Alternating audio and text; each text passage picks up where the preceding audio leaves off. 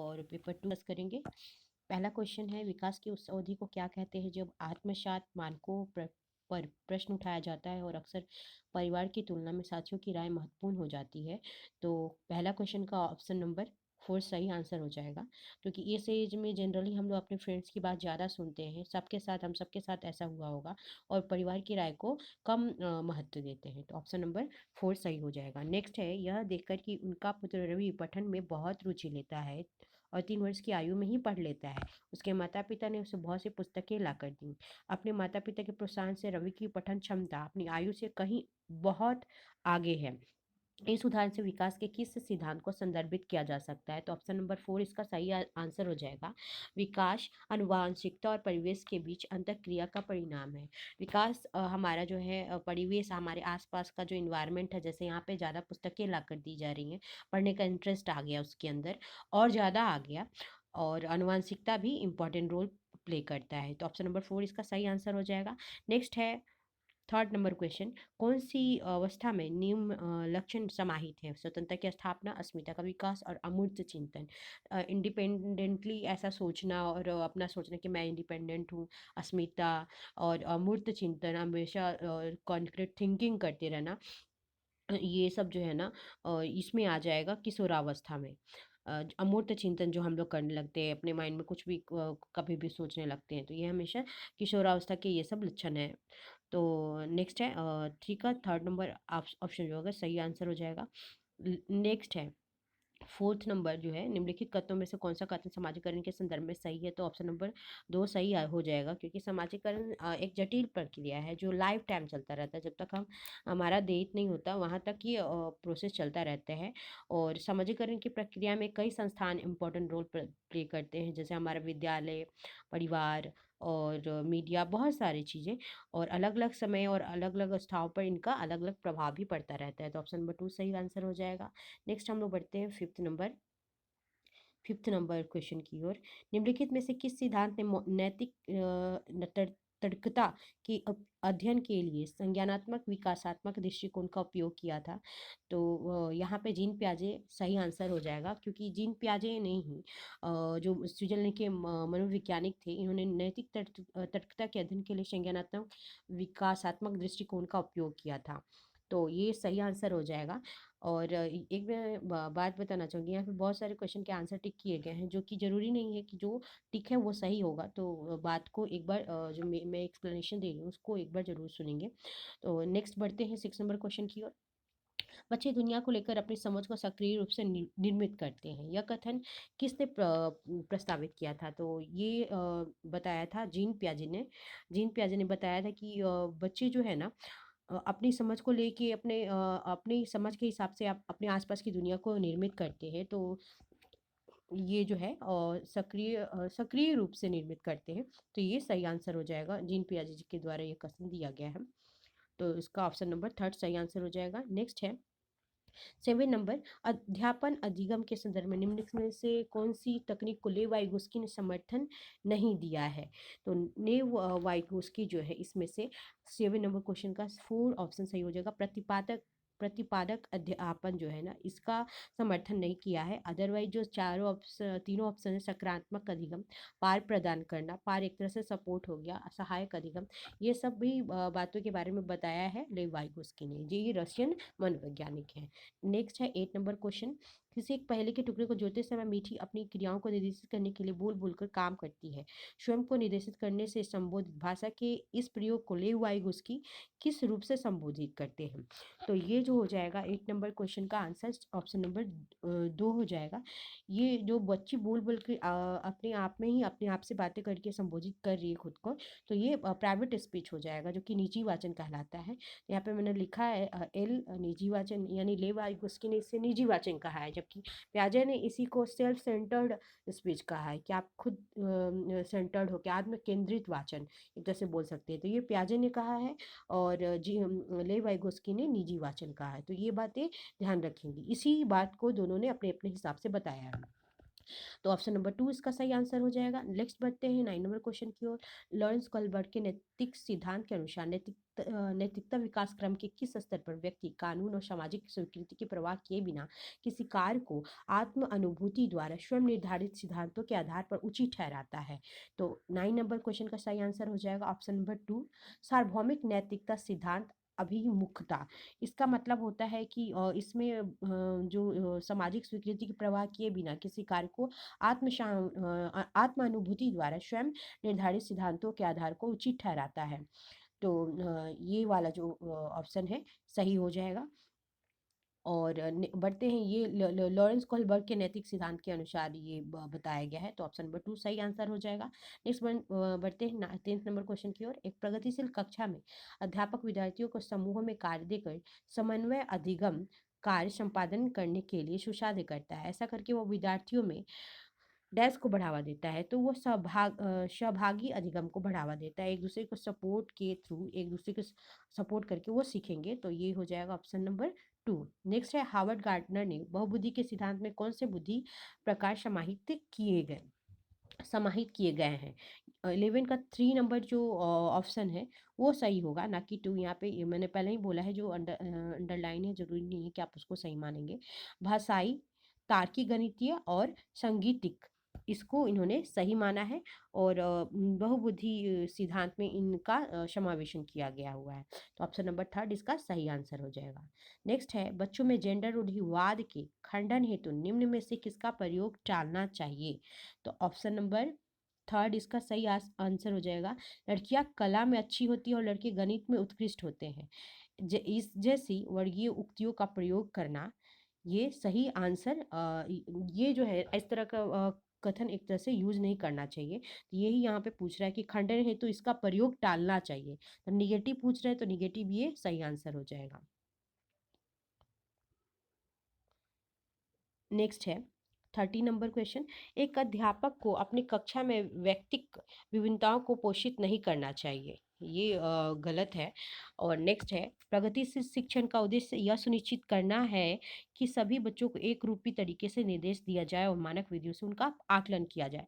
13 का 3 नंबर जो है ना, ये जो है सही आंसर हो जाएगा, क्योंकि यहाँ पे प्रगतिशील कक्षा का उद्देश्य यह सुनिश्चित करना कि सभी बच्चों को एक मानक एक रूपी तरीके से निर्देश दिए जाएं और मानक विधियों से उनका आकलन किया जाए।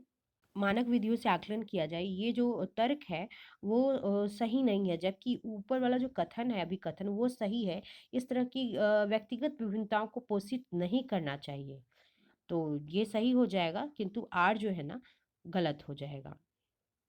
व्यक्तिगत विभिन्नता को इसलिए पोषित नहीं करना चाहिए क्योंकि इससे छात्रों में विविधता, श्रेष्ठता एवं हीनता की भावनाओं का उदय होने लगता है, इसलिए व्यक्तिगत विभिन्नताओं को पोषित नहीं करना चाहिए। और ये जो है सही स्टेटमेंट है और नहीं करना चाहिए, और उसके बाद जो तर्क है वो गलत दे दिया गया है, तो थर्ड ऑप्शन सही हो जाएगा, ए सही है किंतु आर गलत है। नेक्स्ट है 40 नंबर क्वेश्चन। राष्ट्र शिक्षा नीति NEP 2020 में आकलन के संदर्भ में विद्यार्थियों के किस प्रकार का प्रगति पत्र प्रस्तावित किया गया है? तो 14 का थर्ड नंबर ऑप्शन जो है सही हो जाएगा। 360 डिग्री बहुआयामी प्रगति पत्र, इसका मतलब है कि ओवरऑल सारे एस्पेक्ट में आप बच्चों का प्रदर्शन देखेंगे, ना कि सिर्फ पार्टिकुलर एरिया में। तो इसका थर्ड नंबर ऑप्शन सही हो जाएगा। निम्न में से कौन से प्रश्न आलोचनात्मक सोच का मूल्यांकन करते हैं? तो 15 का थर्ड नंबर ऑप्शन सही हो जाएगा। भोजन की कमी के विभिन्न कारण क्या हो सकते हैं? तो ये इसका सही ऑप्शन हो जाएगा। इसमें बच्चा जो है ना आलोचनात्मक चिंतन सोच ये अपना डेवलप करेगा, जिसके अंतर्गत किसी भी विषय वस्तु के सकारात्मक और नकारात्मक पहलुओं के बारे में वो सोच विचार करता है, तो ये इसका सही आंसर हो जाएगा ऑप्शन नंबर थर्ड। नेक्स्ट है 60 नंबर क्वेश्चन। एक भाषा कक्षा में वह विद्यार्थी जिन्हें वाचन वैकल्य है उनके सफल समावेशन हेतु निम्न में से किस तकनीक का प्रयोग करने से बचना चाहिए? हस्तलिखित कार्यों को जमा करने की सख्त सीमा निर्धारित करना, पहला ऑप्शन जो है सही हो जाएगा, क्योंकि ये जो है ना ये सीमा निर्धारित करने से बचना चाहिए। भाषा भाव, विचारों, अभिव्यक्ति को प्रस्तुत करने का एक सशक्त माध्यम है और इसे शुरू-शुरू में जो बच्चे बच्चे को दिक्कत होती है तो इसका टाइम बाउंडेशन नहीं रखना चाहिए।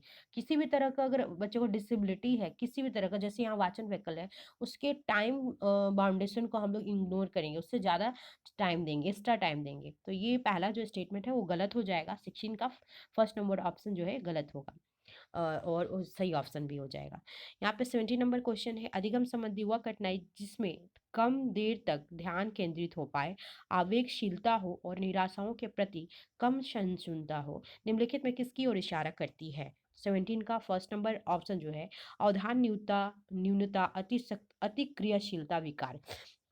ये इसके साथ बच्चे के साथ जो भी बच्चा इस तरह के एक्टिविटीज़ में दिखता है, उससे ये प्रॉब्लम हो सकता है, जो अवधान न्यूनता अति क्रियाशीलता विकार है। तो ऑप्शन फर्स्ट सही आंसर हो जाएगा। नेक्स्ट हम लोग देखेंगे 18 नंबर क्वेश्चन, निम्नलिखित में से वह कौन सी निम्नलिखित में से वो कौन सी स्थिति है जिसमें तार्किकता, अधिगम, समस्या समाधान के साथ साथ व्यवहार समायोजन में सामाजिक और व्यवहारिक कौशल सम्मिलित हैं, महत्वपूर्ण रूप से बाधित रहता है? 18 का सही आंसर हो जाएगा ऑप्शन नंबर 4। तो बौद्धिक क्षति है, ये बाधित रहता है क्योंकि जब इस तरह के प्रॉब्लम होते हैं तो मेन इसका इसी का इम्पोर्टेंट रोल होता है बौद्धिक क्षति का, तो ये बाधित रहता है। 18 के बाद हम लोग 19 पे चले आएंगे। समावेशन से तात्पर्य है कि अधिगम कठिनाई महसूस करने वाले विद्यार्थी मुख्यधारा विद्यालय में पृथक रूप से सीखें। तर्क है, इस प्रकार की रणनीति अधिगम कठिनाई महसूस करने वाले विद्यार्थियों को समाज में प्रतिभागिता के लिए तैयार करती है। 19 का सही आंसर हो जाएगा ऑप्शन नंबर 4। दोनों जो है ना गलत है। समावेशन से तात्पर्य होता है कि सभी बच्चे, चाहे वो औसत हो, मंदबुद्धि हो, प्रतिभाशाली हो या विकलांग हो, सभी को एक कक्षा में शिक्षा प्रदान करना और समान रूप से शिक्षा देना। सभी बच्चों को समान रूप से शिक्षा प्रदान के अवसरों को सुनिश्चित करता है समावेशी शिक्षा।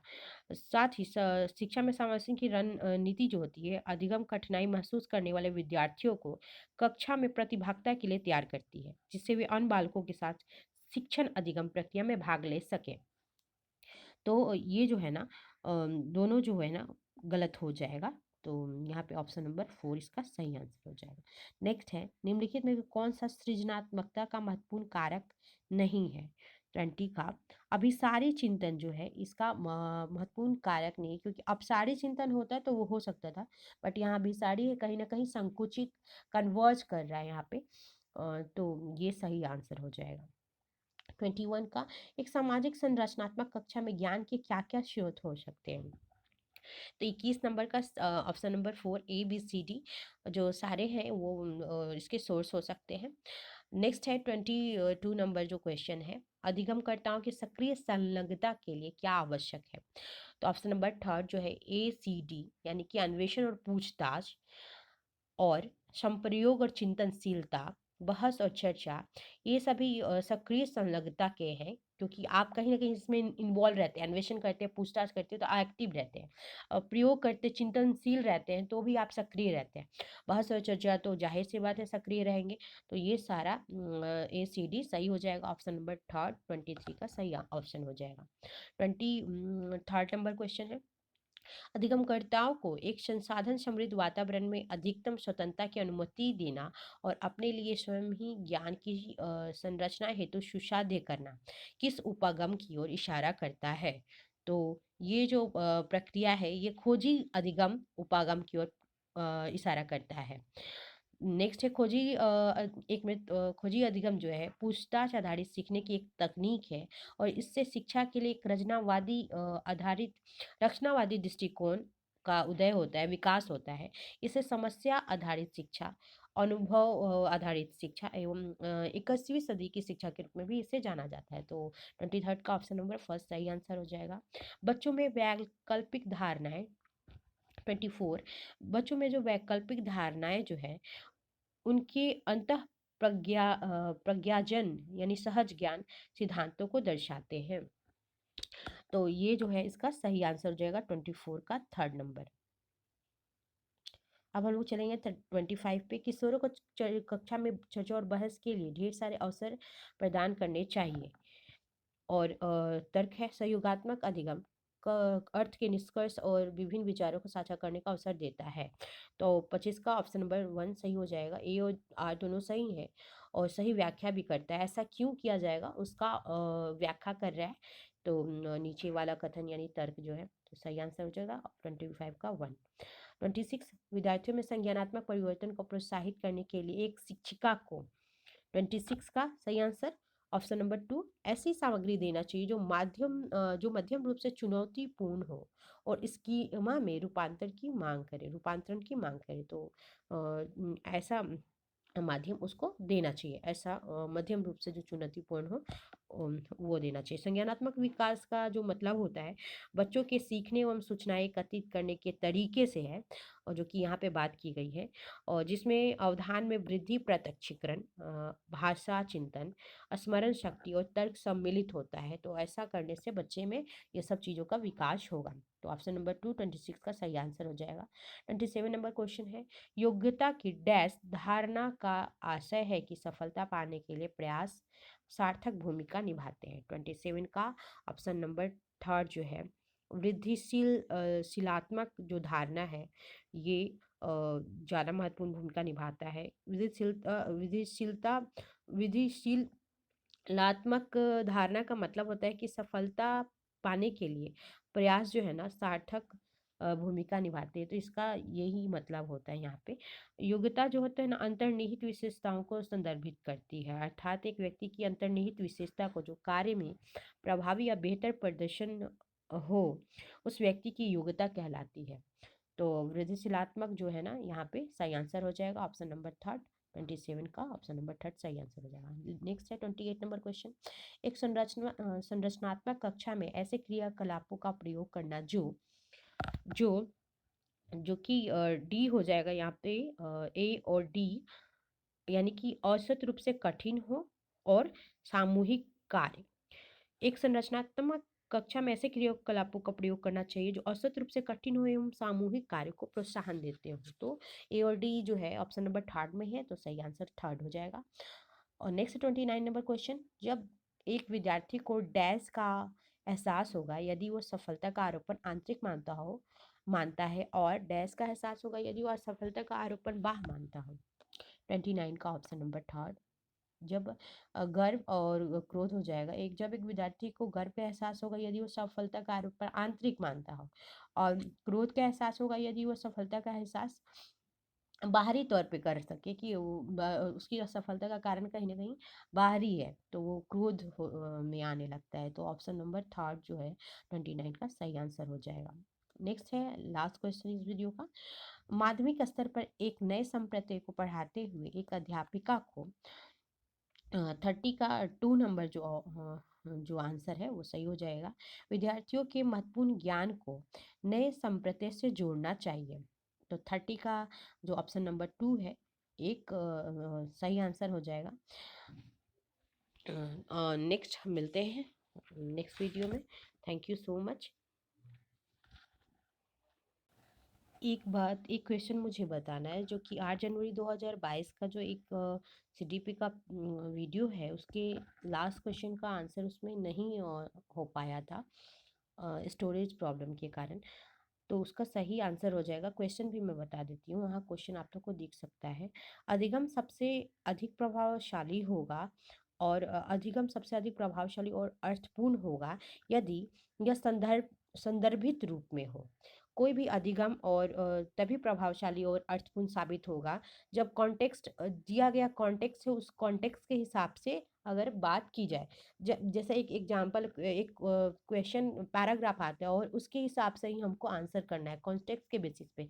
हो सकता है उसके बहुत सारे आंसर सही हो बट कॉन्टेक्स्ट के हिसाब से हमें बताना होता है।